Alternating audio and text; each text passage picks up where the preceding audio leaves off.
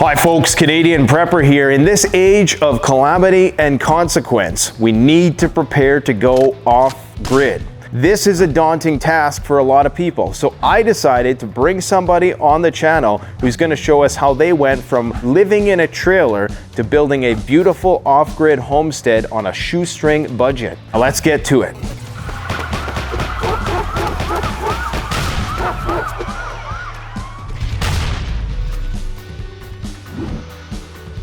So today on the channel we have Praxis Prepper. He's going to walk us around his off-grid homestead, and we're actually going to be doing a separate interview where we talk about the psychology of emergency preparedness. So stay tuned for that video. But for now, he's going to give us an in-depth breakdown of all of the critical components that allow him to live completely off the grid. So even if society collapses, this is going to be one of the last hippies left alive. Take it away, Praxis.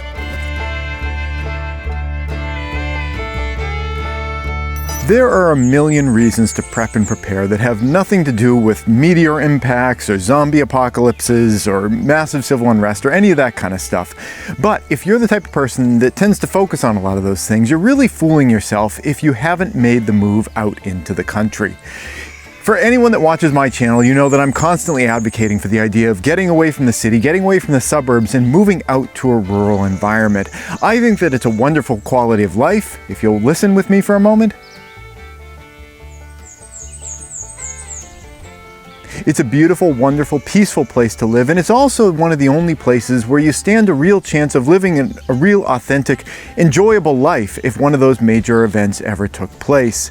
Finding rural land is your entry point into this type of lifestyle, and it's really one of the most exciting parts of the process. When you're looking for land, at that point, all the options are still on the table, so it can really be an exciting part of the process. But having all those options can also make it a bit overwhelming, and also, there's a lot of money involved. Now, I can't offer much help in terms of the option overload other than to suggest that you enjoy it as much as possible, because you'll never have so many open doors as you do right now. But what I can offer you assistance on is your concern about trying to find a place at the best price that you can. And for that, you're kind of in luck, because a lot of the things that people are looking for when they're looking for rural property for a prepping and preparedness sort of end goal are things that are antithetical to what most people's searches for property are looking like. Many people, when they're looking for land, even rural land, they're looking for land, but they're looking for land that is convenient to shopping centers, something that's proximal to the highway.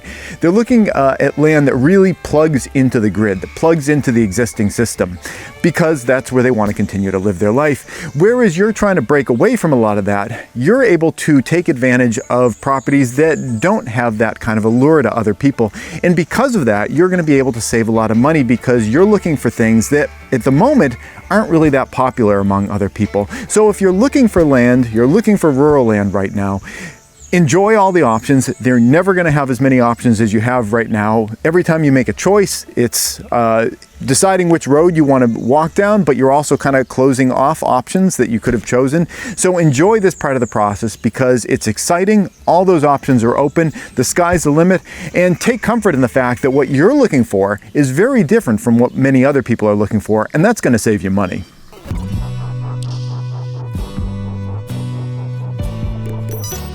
When I decided to move out to the country, I built something rather extensive, but you don't have to. The structure that you can see behind me, I'm using right now as a storage shed, but it could be used as a mini house. It has a basement, a loft area for sleeping. It's insulated better than most people's houses, and the amount of time that it takes to put something like this up, you measure in weeks as opposed to months or years, and the amount of money that you put into it is probably about on par with buying a used car. The foundation, I think, cost about $1,500 for the materials to put that together. The lumber and windows and roofing on the top, I think, was about the same, maybe about $2,000. So for somewhere between $3,000 and $4,000, you can have an entire house. Now, if you have retreat land, building something like this is really manageable and really achievable for a lot of people. And I think oftentimes people think about the idea of moving out to a retreat location and building some kind of a structure as being like a pipe dream, something that's unachievable to them. And it really isn't out of people's grasp. In fact, the first time that I ever built a house, I didn't have any experience prior to that. In fact, I had never even built a birdhouse. All I really had was the drive and determination to make something for myself. And if you have that same drive and determination yourself, something like this is very achievable in a relatively short amount of time and comparatively way less money than building a full-size house.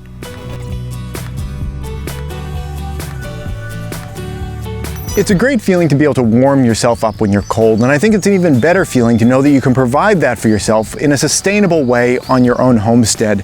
Here what we do is we heat our house with wood, and I think it's a really wonderful way to go. We can capitalize on a resource that oftentimes is just lying all around us. Frequently during storms, branches will come off of trees and we'll clean that stuff up and we'll use it as fuel. And it's a great way of capturing solar energy. The solar energy hits the earth, it gets captured by trees, it gets turned into wood material, and then you can use that captured solar energy during the winter and unleash it as heat to warm yourself and your family. If you build a well-insulated house, you're able to heat it with very little wood each year. In fact, what we do here is somewhere between a cord and a cord and a half of wood each season in order to get all of our heating needs. If we were to buy that, it would probably cost us somewhere around $300 for all of our heating for the entire year, but we get it for free by collecting all of that natural resource in the woods around us. I think wood is a great way to heat your home if you live in the country.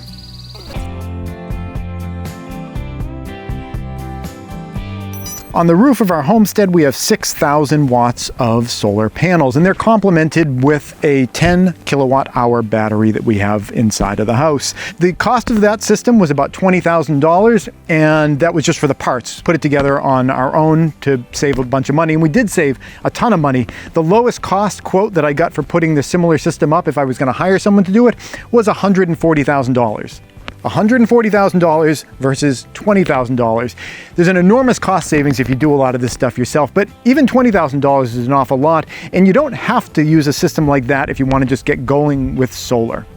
What you see behind me here is a smaller system. It's one that I brought from my first homestead. This one is only about, it's under 1,000 watts for this system, and I'm still using it here. I use the power, I run it down into the root cellar, we use it for lighting and whatever we have going on down there. So if you're thinking about getting into solar, don't feel like you have to do either a whole house system or nothing at all. You can make smaller systems with smaller numbers of panels and break up your house to different purposes. You could have a solar system that just runs your refrigerator, or a solar system that just runs your lights or something like that. And if you build your house in that way, it has one big advantage over the way that I built my house, where I have those 6,000 watts of panels right on the roof and one big battery that runs the whole thing. If my system goes down, the whole house goes down. If you were to build a system that's a bunch of modular systems, this one just runs this part of the house, this one just runs this part of the house, if one of your systems goes down, you still have all the other ones operating. So if you start in that kind of a piecemeal way, it gives you a lot of resilience that the people that build the whole house systems don't have. Because for people with just one system, if a critical part of that system goes down, they don't have any power at all until they fix it.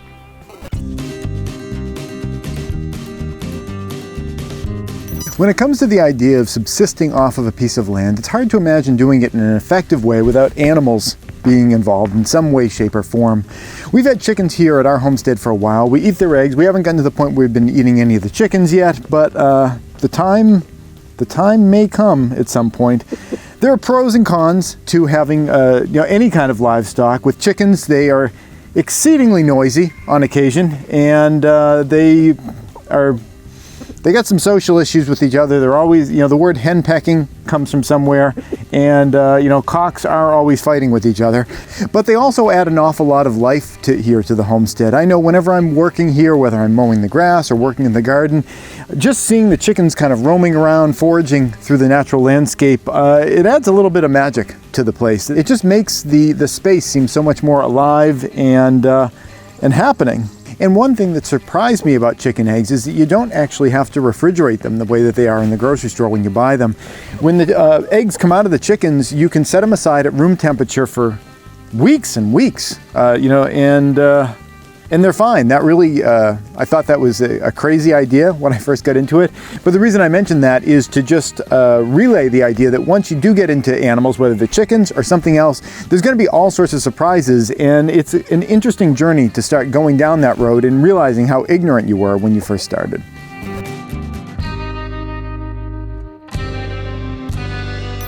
If gardening is not a part of your preparedness lifestyle, then I have to say that I feel that you're not taking this any more seriously than someone who wants to start a business is taking that endeavor seriously, if all they've done is printed up some letterhead and some business cards. Gardening is such an integral part of sustaining human lives that it really has to be part of any prepping plan. And the gardening that I do here at my house is still definitely a work in progress. Every single year I'm learning more, not just about the plants that I'm trying to grow, but the region that I'm trying to grow them in and the microclimate in which I'm trying to grow those plants.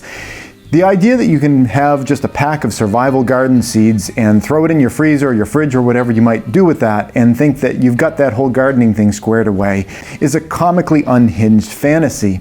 You really need to be practicing these skills presently, not only to keep replenishing your seed supplies, but also to really learn not only each individual plant, not only your individual region, but again, that microclimate in which you're living in. And in that climate, year over year, conditions are going to be subtly different. Some years are going to be wetter, some years are going to be drier, and it's really critical for you to figure out how to survive and thrive during all of those conditions. And practice is the only way you can achieve that.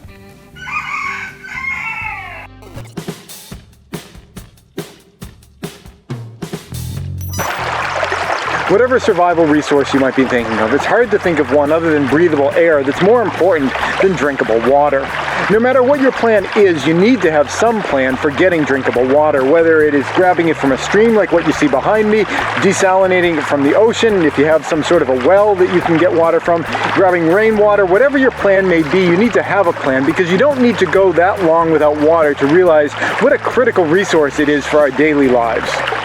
When it comes to hygiene and water use on the homestead, most of it's pretty academic, but there is one aspect to it that I get pretty excited about, and that is gray water, because it's an opportunity to double dip. It's like going to your job and getting 2 paychecks instead of 1.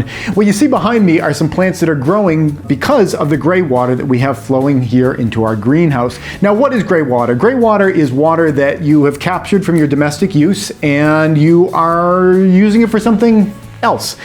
It takes a lot of effort and energy to get water up out of the ground or collected from the, your roof or however you're grabbing your water. And if you can use it twice instead of once, it makes it so that you're only putting in half as much effort to get the same amount of water because you're getting double uses out of it. The water that we're using here is collected from our shower and bath up in our bathroom. It's also collected from our sink in our bathroom, and it's collected from our laundry machine in our bathroom. In fact, the only part of our bathroom that we're not collecting water from is the toilet, and the plants probably would appreciate that, but I'm appreciating that we don't have the toilet running out here because while this isn't smell-o-vision, I have to live in this environment. So I'm really happy that we've rigged it up out here because it's an automatic watering system where this greenhouse is being taken care of, and I don't even have to think about it. I don't have to turn on a faucet or anything like that. I don't have to do anything that I'm not already doing anyhow. And the plants out here are absolutely loving it. So if you're setting up your own retreat location, I'd highly recommend you consider integrating gray water use into it because it's that opportunity to double dip. It's that opportunity to get twice as much bang for your buck.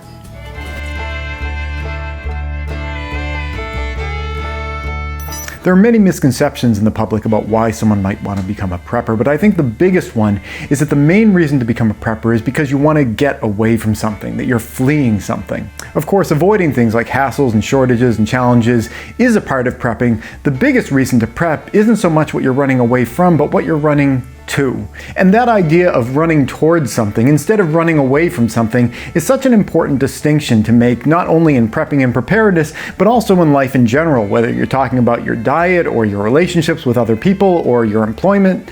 Whatever situation you may find yourself in life, if you're in a situation that you think that you would benefit from some change, it's so much healthier to know what you're heading towards instead of just blindly running away from something. In fact, that's where the old saying comes from, jumping out of the frying pan and into the fire. If you don't know where you're headed, if you don't know what you're trying to achieve, then you really don't know that where you end up is going to be any better than where you started. So what does that mean with prepping and preparedness? Well, what it means is you're going to achieve something for your life that has intrinsic value in and of itself. You're going to achieve a level of independence that is a really positive feeling in your life.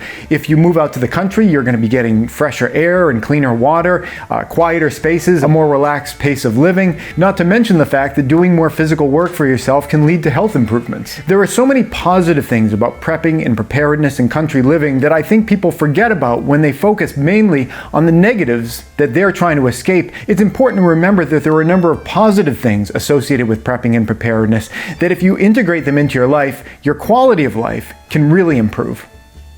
I want to thank Praxis Prepper for coming on the channel and educating us and showing us just how achievable this sort of off-grid lifestyle is without breaking the bank. I'd also encourage you guys to go and check out his YouTube channel and subscribe. Lots of valuable information over there.